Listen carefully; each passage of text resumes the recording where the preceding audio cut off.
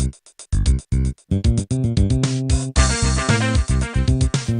everyone, and welcome. I'm Rob Goodwin of YourBostonSports.com. Happy holidays. This is our 13th anniversary show, believe it or not, and I'm very fortunate today to be joined by two co-hosts. First of all, John Korn, welcome. Thank you. As always. And our special guest host, who really is a member of the team permanently, is Randy Flanagan. Welcome. Welcome. How's it going? Good. How have you been? Great. Thanks for having me here today on this important Lucky 13. Lucky 13 is right. And 13 years. 13 years. We started off as a podcast, Korn, Gordon, and Flanagan, or Korn and Gordon, and Korn, Gordon, and Flanagan, and we've rocketed to fame from there. Absolutely. We have two studios. Two studios. Yeah. This is the Central Connecticut studio. We have a Northern Connecticut studio. Right. That's right. Exactly. So a lot of exciting things to talk about. First of all, it's not going to get old for a long time. The Red Sox winning the World Series today with Alex Cora at the helm. It's amazing. World champs. Not just world champs. I mean, nobody else. Yeah, I mean, the Yankees and Astros weren't even in it. Well, I read about about this team and the World Series championship, and and I read like the bullpen much maligned for most of the year. I'm like, really? They won 108 games. 108 games. Well, who was maligned? But they would have won 112 if they weren't maligned. Yes, indeed. Well, they did let off the gas a little bit in September, but you had Barnes was injured, Sale was injured, so they involved a lot of other players and pitchers from the 40-man.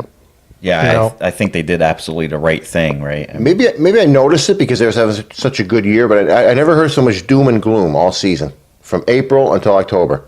Oh, no, they're not going to make. Oh, they lost 2 in a row. Oh, Martinez popped out. He went 0 for 4 last night. Kimbrel had a bad. I mean, just on and on and on. You didn't. It's like there's this. Where does this cloud hanging over a Red Sox fan or a Red Sox media's head? Where does that come from? You don't hear it from Yankee fans. I don't even hear it from Met fans as much as I do from Boston fans. Well, it's a sport. It's a sport within the sport, really. When you get down to it, I don't hear it from Patriot fans. It's not Boston. I don't hear it from Celtic fans. Well, Red Sox fans. There's something about a Red Sox fan. They walk around going, "The other shoe's going to drop." I just know it. Well, I think based on the Celtics start and their high expectations, that you're hearing it about the Celtics right now. People are down on Kyrie Irving. People are down on. I'm saying it's been a perpetual thing. Yeah. I've been listening to all my life. This is before they won. They've won 4 world championships, and they're still talking the same way they were. Oh, I don't know. I think the bullpen's maligned. That kind of. Well, no, it was much maligned. Much maligned. If you read. It makes you not even. I told a friend of mine I work with. I go, you should become a Baltimore fan. You're talking like a loser. You deserve one, I got sick of listening to them. So to win the World Series, they had to beat two 100-win teams, yep. right? Yeah. And then they beat the team in the World Series that was one of the favorites to win the World Series at the beginning of the season. That's what they went through. Right. Mm-hmm. The cloud, pretty amazing. Where does that come from, though? Yeah. I only see it in the Reds. I don't see it I don't see it in Patriots fans. They're from the same area, so it's not geographic. I don't hear Yankee fans. Right. In fact, Yankee fans are just the opposite. They could be 10 games behind, and they go, "Oh, we'll win." They're almost That's a good point. They're neurotic in the opposite direction. But the Red Sox are the only fans I ever saw. The team is 10 games out in front, and they're panicking. I have never seen that in any sport. They're waiting ever. for the shoe to drop, right? And where does that come from? I think it comes from the Boston media. I wouldn't be surprised at that. Well, I mean, they feed it because that's what how their audience grows. Well, and what else are you going to talk about if you're steamrolling through the AL East and the regular season? What else is there to talk about? And I guess news basically is negative now. It's just that's how you get people's attention. It's sensational. It's sensational. 24-hour sports, 24-hour news, 24-hour weather. You got to. What other topics can you come up with? Yeah. Dump all this crap into the airways. And whether or not what you say is true or not doesn't matter because 24 hours later we're going to be on to something else. Yeah, that's all. That's all. Or that's less. Why I always lie. I don't know if you guys notice that. Lie? Yep. I always forget to tell the truth. I think I only had one good call in the 13 years that we were. Well, I guess I was around maybe for not 8 of those years. No, you're so. over 12 because you joined us with episode 3. Yeah. Right. I think my only good call was when I said in that first podcast season that they should start Pedroia, not send him back down. Right. He was right. batting 187 a month or two in. Well, and Korn said you're going to be glad they got Eric Gagne, and he turned out to be, well. I called Mo Vaughn. I called Poppy a Mo Vaughn wannabe 15 years ago. Yeah. He did. That's right. Yeah. Exactly. I did predict. He figured Poppy would be up 400 pounds about 3 years later. Hitting 10 home runs a year, striking out 200 times, Here's a bad one. I predicted that Panda, Sandoval, would be comeback player of the year. I have to say that I'm the reason why Pablo Sandoval was such a failure, because when we met him at Winter Weekend, after he signed with the Red Sox, I told him he was going to be Big Poppy too. Well, he ended up being, as Jim Buchanan would say, he ended up being Big Poopy. Big Poppy 10. plus 100 pounds.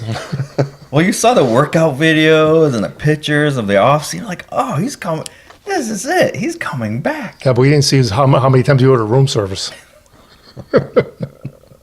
So let's go just briefly go series by series. So they're playing the Yankees in the division series after the Yankees beat Oakland. I'll start with you, Flanagan. What did you think? Oh, I don't know. I think after those first couple of games in Boston, I felt like they were going to take it. After they split? No, they split. Yeah. Yeah. Just because you knew that they weren't going to take both in Boston. But I think the way they did it was, you kind of set it up so that, all right, there's some concern there, but the way the pitching would line up afterward, I felt pretty good about it. And what do you think, Korn? They lost. They won 1-1 in Boston. Yes, right? yes. They lost the first game. They won 16-1, game 2, right, in Boston, and then they won 3-4 in New York. Yeah. Did you think that the Yankees had a chance? Were you worried at all? Yeah, I thought the Yankees had a chance. I thought Houston had a chance. Yeah. They were, wow. I mean, based on the Yankees' offense, What a team they had. I know everyone said, "Oh, Giancarlo Stanton's, striking out 5 times a game," but in the end, he could hit 5 home runs too, or 4 home runs in a game. Yeah, that's what I was thinking. Torres, Andujar, Gardner, Didi, go up and down the lineup. I mean, they were imposing, but the pitching is what failed them. Was it Sanchez in Game 4 off of Kimbrel? I mean, that was gone.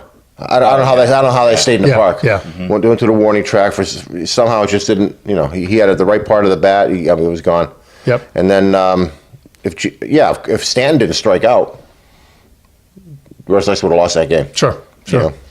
Yep. So well, and I think the Yankees suffered from what the Red Sox suffered from 2 years ago. Their pitching really failed them. Sale 2 years ago in the playoffs didn't pitch well. Price was out of the bullpen. And you look at the Yankees starting rotation, did not do well in the playoffs against the Red Sox. Tanaka, CC. So is Cora's moves a genius, or does he look like a genius because whatever he did, they performed for him? Or see all the above, no matter what this guy did. Whenever, pretty much every game that they were ahead, or he might have done it in every game, he brought in a starter for an inning or so. Yep. And as this was all playing out, I don't know. It looks genius now that you're looking back on it, but I was appreciating that he was just bringing out the best guy for that situation. And it didn't matter. Win today and then figure out tomorrow what. And he was doing it all. He was doing stuff all year. Remember that they were in the playoffs. Remember the time he pulled Mitch Moreland? Right. And he put in Holt. He had a grand slam. Was it a grand slam pinch hit home run? Yes. Incredible. But what has to happen there also is that he had to know in the playoffs, more of the World Series, that if he pitched Price this game, who's going to pitch next, or how much does that affect whether Price can pitch the next day, or it needs more rest. And it turns out Price pitched on 3 days rest twice. I think it was twice. Yeah. So is David Price what's the biggest surprise for you this year? Biggest surprise. If pretend this is April and you well, I think the first thing, it's Price, David Price. Price, but I think first of all that they could beat the Astros away and dispatch with them away. It was impressive to me because that's a very imposing lineup, and they have Verlander and Morton, and a good pitching staff. I think they caught Houston at the right time. But I would going into it, I would be kind of concerned about Houston. It's the first time anybody swept Houston at Houston. Yeah. Sure. I went to a late August game against Houston, and I was very impressed with them. Obviously, we're already world champs from last year, and they picked up. They didn't lose anybody, I don't think, of any consequence. So I was thinking this was going to be the team. To me, that felt like the World Series Sure. battle. Yeah. Who won that game? Houston did. They did. It was close throughout the game. Mm-hmm. It was 95 degrees with high humidity, Yeah. literally through the whole game. I think it cooled off to 92 by Wow. the time the Nice. game ended at 11 o'clock. And you were in what, the EMC club, nicely air conditioned? No. I was in the middle of the stuffy air Yeah. with all the people. Yeah, I mean, Corn and I went to 2 games. We did see Sale pitch a unbelievable outing. And then we saw Porcello pitch 6 tough innings, I would say. Tough innings, but he pitched well. Did So- anybody think that Porcello was going to win 17 games this year? Was it 17? Yeah. I think back to 1975 because the Red Sox played the Cincinnati Reds in the World Series and lost, but the Reds won 108 games that year. And nobody gave the Red Sox a chance, but yet, they pushed it to 7 games. So I figured, are the Dodgers going to do the same thing? Right. I was kind of wondering that. Well, they were but peaking at the and right they're time it seemed, the Dodgers. yeah, Right? yeah. And then, the Red Sox, the other reason why you mentioned Porcello with an ERA of 4+ is that in '75 the Red Sox had a right-hander named Rick Wise who had a similar year, but he won 19. So I guess it really doesn't surprise me when you can get the run support that Porcello did. And with the offense the Red Sox had this year, they didn't lead the league in home runs. They didn't smash the home run record like the Yankees did, but they could manufacture runs. They hit a lot of doubles. And their bench is incredible. Look at Brock Holt, Nunez. I mean, One of the things I felt about Houston was that they're very similar in the way they're set up to the Red Sox.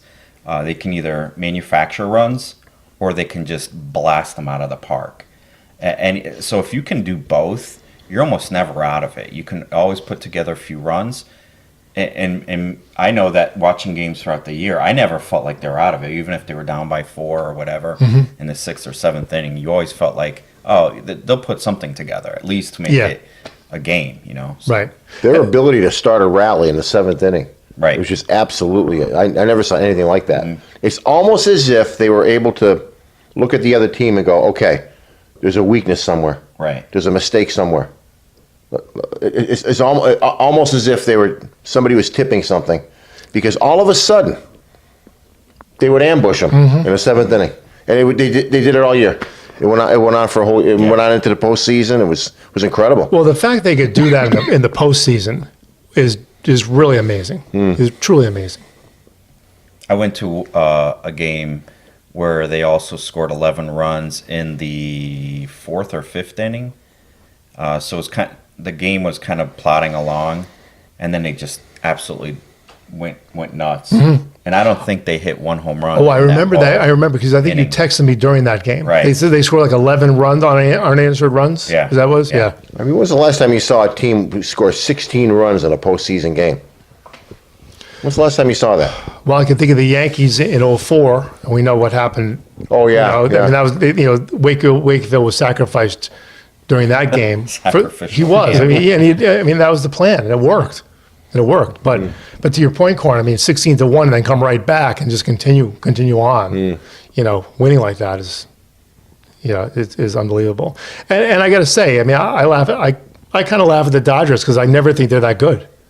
They had Grady Little as a manager. Then they had Joe Torre. But they've been very good after spending a ton of money with the new ownership. And I know Magic's not the big money guy with that ownership group. But they spent a ton of money a couple years ago, and the Cubs won. Plain and simple. So I kind of, as much as Dave Roberts is a great guy, and I think he's a very good manager. He's a lot like Cora, or Cora's a lot like him, because Dave Roberts has been managing a little bit longer. But the bottom line is, the talent the Red Sox had and what they did on a timely basis, the Dodgers didn't have a chance, and I didn't really think the Dodgers would win, to tell you the truth. You ever see anybody handle the media better than Cora? Incredible. He's honest. He's honest. Everything. He's relaxed. He's honest. He just tells you this is what's going on. He doesn't make a big deal about anything. He's even that what's this? I get Trump tweeted Roberts during one of the game, and the Boston media wanted to get a rise out of Cora. So what do you think of that? He goes, I think Dave Roberts is a great manager. Next question. Hey, not going there. Not going there. he's not going to feed into politics. No. During this, sporting event. He's not going to feed into anything, though. Yeah. He never gets in the middle of anything. He just, I'm a manager, and this is what happened, and it's all baseball. Yeah, there was one situation, I don't remember exactly what it was, but the Red Sox won, and they asked him, why did you leave so-and-so in to hit? And he said, I got so excited about it, the fact that we scored the runs that we're going to win the game, I forgot. That's great.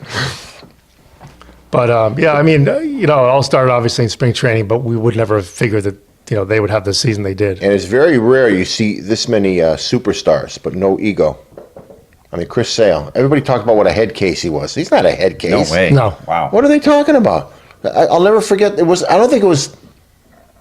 No, I think it was after game 1, the game he lost. They were asking him why he was throwing so much off-speed stuff. He goes, "Oh, yeah, ask Sandy. I throw whatever he calls. Yeah. I never shake off a pitch." Yeah, he doesn't. And I believe him. Yeah. Yep. But they're all like Martinez. Yep. JD Martinez, quiet, does his job. That's right. Well, he's almost scientific the way he goes about hitting, which is unbelievable. He's like a Manny. Only Manny was a born hitter. This guy created him. It's like he made himself that. And that attitude spread through the clubhouse too. So his meticulous, watching videos and studying up and everything that he does, I think that spread to some of the other hitters on the team. What a hitter! Oh my God. That's a quiet guy that can hit 40 and 120 at any given time. Right. No, his approach is it's scientific. I mean, he could probably be the one to rewrite the science of hitting, part 2. Adding on to what Ted Williams did. Right.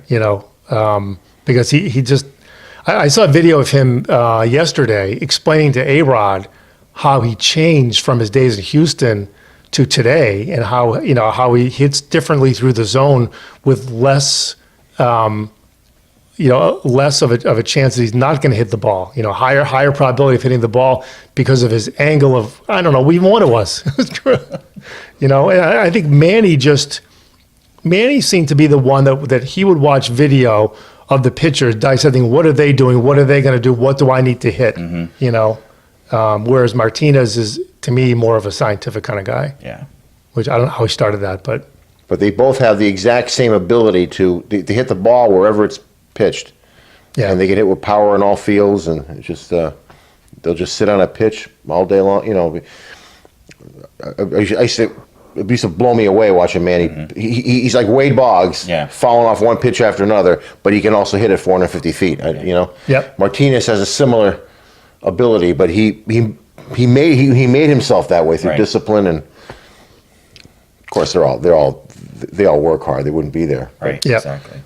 But yeah. So let's tie World Series MVP Steve Pearce to Hanley Ramirez.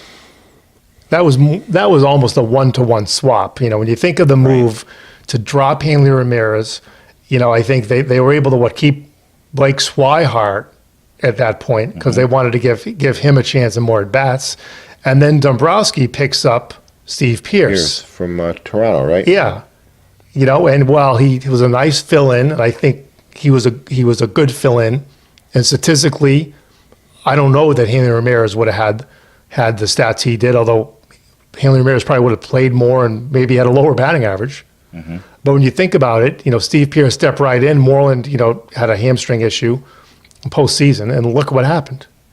And the guy is a journeyman, 35-year-old first baseman who's played for every team in the East. Yeah, that is unbelievable. Thought back then that was going to be their future World Series MVP. No. And on top of that, how about that play he made, the last play of the Yankee Series. That's How big- right. The stretch. Yeah. Yeah. I think Hanley was having an okay year, but, it was probably a really smart move, I think, at that Oh, yeah. point, Yeah. right? Turned out to be. I'm not sure they saw the upside. I'm not sure Cora saw the upside. How do they do that? Like a Cora will make a brilliant, or Hanley Ramirez. How could anyone imagine that Pierce would be better than Hanley Ramirez? How do they know that? It's just a roll of the dice and it worked. Sort of. Some of sort it of. could But I be, mean, right? We're yeah. going to dump Hanley Ramirez and get this guy, and this guy turns out to be MVP of the World Series. Might be It's locker incredible. room stuff, too, right? Yeah. Right? I mean, Or Kimbrel. Kimbrel's gone now. Okay? Greatest closer since Mariano. How do they know? They know it's time to go. We'll offer him 1 year, but he won't take it, but we'll offer him 1 year anyway. Look, How do they know enough to do that? Well, with Hanley, they're not going to admit it, but if he hit the number of plate appearances, he would have vested for next year. Mm-hmm. That had to be something that they'd be looking at. Right. They really want to have a guy that was a lot vest. of money for next year. Yeah, they want to have an option vested with a guy who's going to hit 240 or 250. Mm-hmm. Or do they think he's going to hit 300?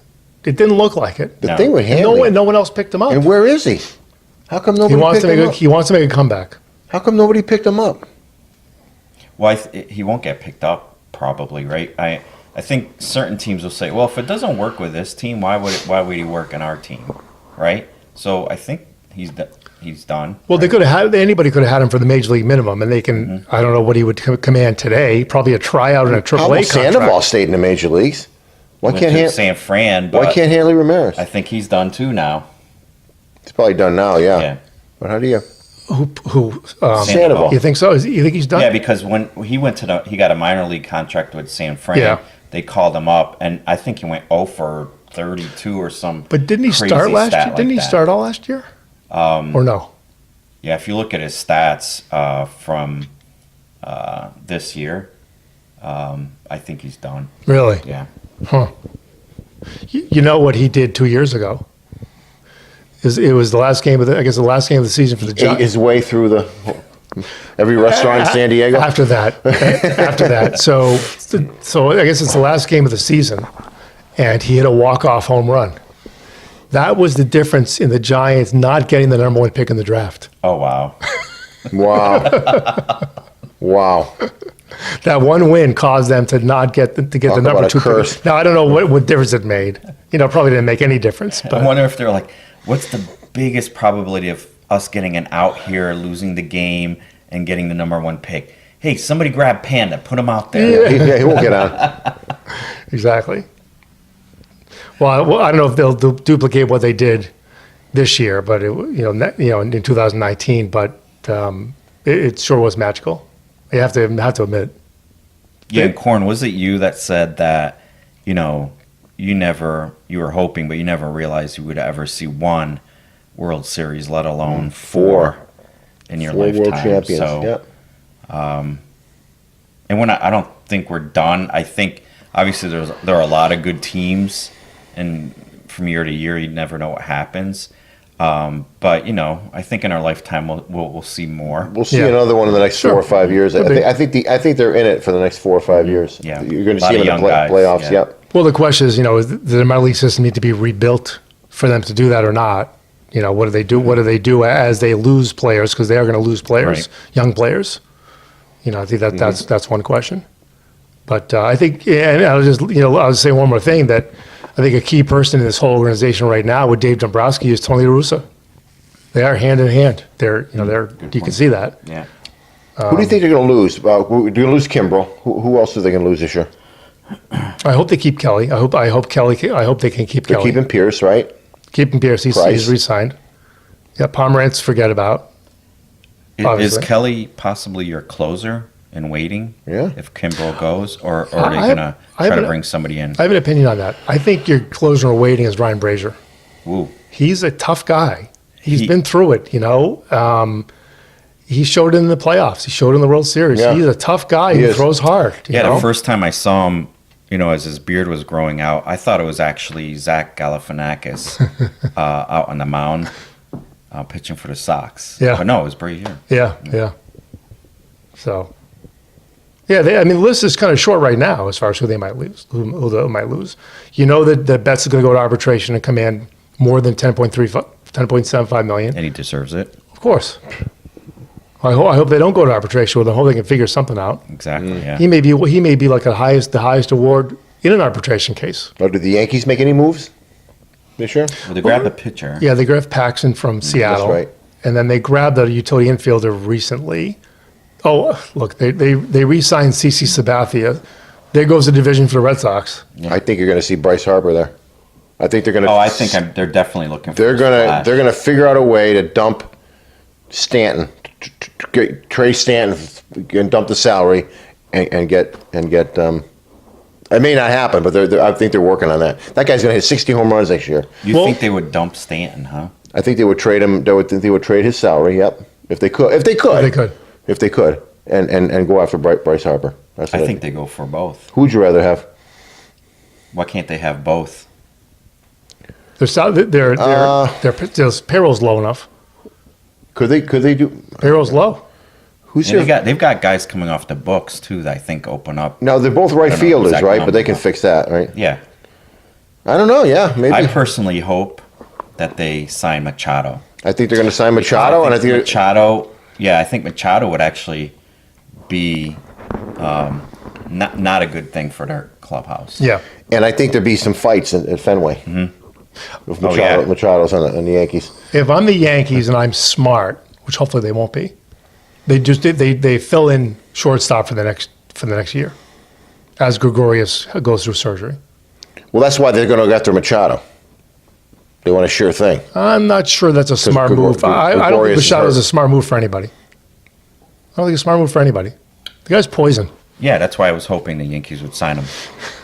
Yeah, but then he's going to hit 40 home runs. That'd be great. Yeah. Well, he'll strike out a lot, though. He comes up to bat at Fenway. They plunk him. There's a brawl. It'd be great. Oh, Every game, 19 times. Every time, 19 times. I guarantee the first game they play against whatever team has Machado next year, he's going to get plunked based on what he did in the playoffs this year, stepping all over. Oh yeah, the whole league. Yeah, that's ridiculous. He When must he have does- some really big feet. Yeah.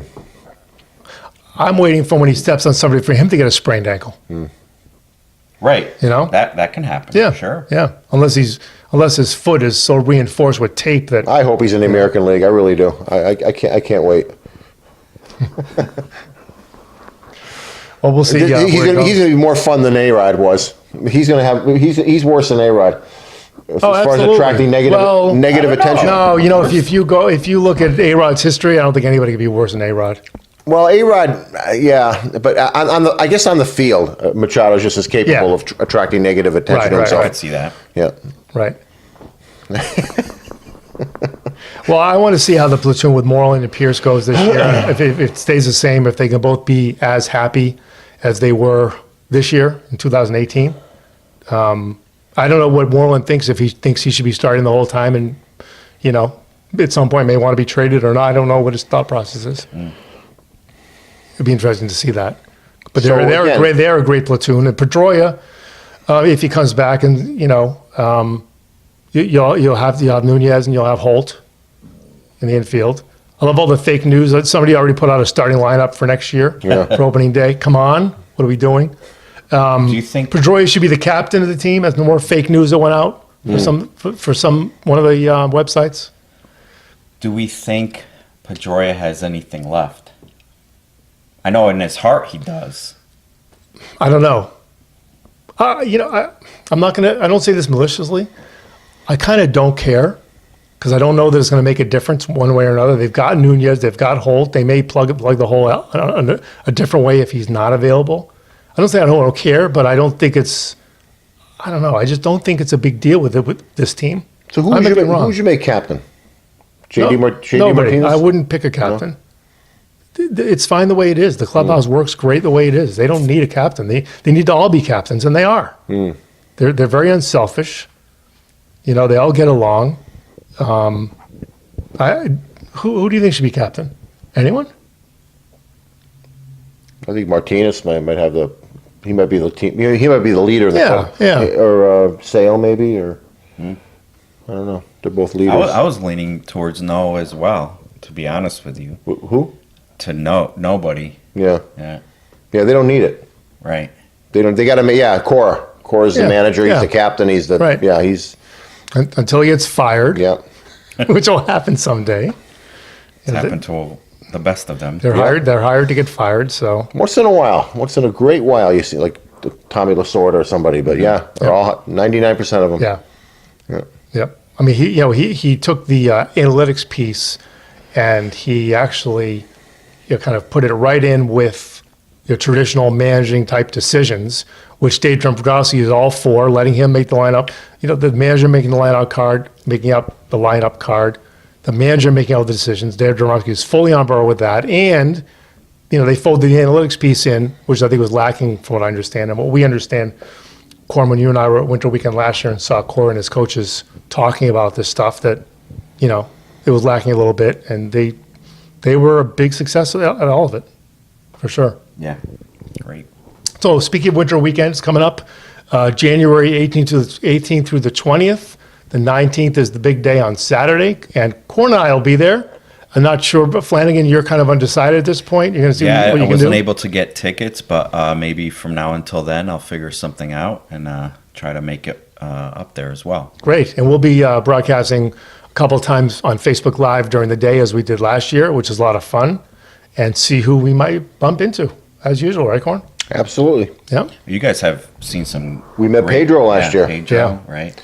Met Veritek the year before. Met Fred Lynn the year before that. I was with you We met guys. Sandoval the first time, yeah. Veritek, Right. yeah. Brock, we did Brock Holt was the autograph. Yeah, last he was year. signing autographs. Yeah, he was with Pedro, right? Yeah, he was a Pedro. How about 2 years Joe ago? Kelly a couple years Joe ago. Kelly, Hembry. Yeah, Hembry was. Hembry, Is he that was- staying? Is he going to be on the? You think? I guess. I assume he's under contract. Yeah, he's really Nobody good. seems to want to leave that team No, Right. except Kimbrough, because they only offered him a year. Yep. He's the only one. He's the only one that seems to want to leave. Right. Yep. So that's coming up in January. The Saturday, the big day is Saturday, which is the 19th. So we're really looking forward to that. It's sold out in 2 days. I guess that's what happens when you win the World Series. Yeah. I know that in years past, Corn, we waited into December. No big deal. Waited a couple weeks, got tickets, whatever. Not this year. Not this year. So we'll see what the weather is. We did start a Facebook group, Red Sox Winter Weekend, so please join that.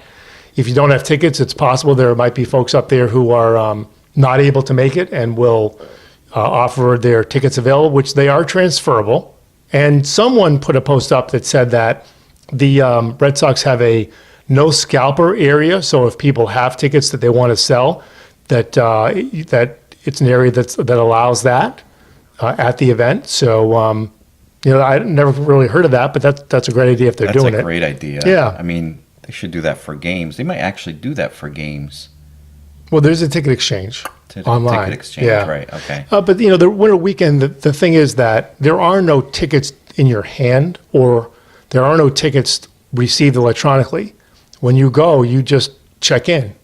That's it. So there's nothing to sell on StubHub or Ace Ticket or anything, which is kind of unusual. Makes it a little bit unusual. Yeah. So it's amazing what happens to tickets and ticket prices when you keep scalpers out.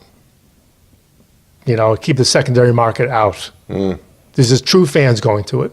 Yeah, and that really is what it's all about, right? And it's funny how scalping is illegal, but there are ticket groups that are pretty much scalpers. Yep. And Well, they're just getting fees for the services and the cost of business that they provide. They're not scalpers. They just get fees. They're just getting fees for the services they provide. Don't you know that? no. Yeah. Oh, right. I got it. like a prostitute. She just gets a fee for the service she provides. We are no longer kid friendly. Gambling. There's always a way around it. That's right. Gambling's illegal too. Yeah, sure it is. Yeah. Well, that should be fun. What else we got? Well, I guess how many months before we start up again? Yeah. So, well, we've got the Patriots are going around too, right? I've got my ugly Patriot socks on. They are today. ugly. Very impressive. That's though. right. So we've got that to look forward to bridge the gap to the next season. Celtics look good. Eh, Bruins look good. they look good. They look good. I'm telling you, people are getting antsy about the Celtics right now. They want trades. They want Danny to make a move. Absolutely. They just have to gel together. They didn't have Gordon Hayward for most of last year, and I think once that all kind of blends in, I think you'll be totally fine. Yep. Hopefully. It's my guarantee. That's your guarantee? That's your prediction? Well, so it's your Boston sports because we are able to talk about the Celtics a little bit and the Bruins a little bit, right? That's right. Not bad, not bad. So do we make a prediction for next year? And see if somebody's right. Well, I think they'll make the playoffs. That's what I'm going to say. That's all I'm going to say. Can I reserve the right to wait Yeah. Sure. to see what they do? Sure. Yep. Let's circle back. David Price has a great year next year. That's my prediction. That's a good one. Close to 20 games. Close to 20 games. Okay. Yep. 18, 19 wins. Yep. All right. $30 million, 20 games. We'll take it. Yeah. Well, it's great getting together. Happy holidays, everyone. Again, this is our 13th anniversary show. We started 13 years ago in 2005 in November, and it's been a great ride. So please like our Facebook page. Join the group for Red Sox Winter Weekend on Facebook, and check us out on Twitter, on Instagram, all the social media properties. Thanks for watching, everyone. Hope you have a great day, and happy holidays. Have a great one. Have a good one, everybody.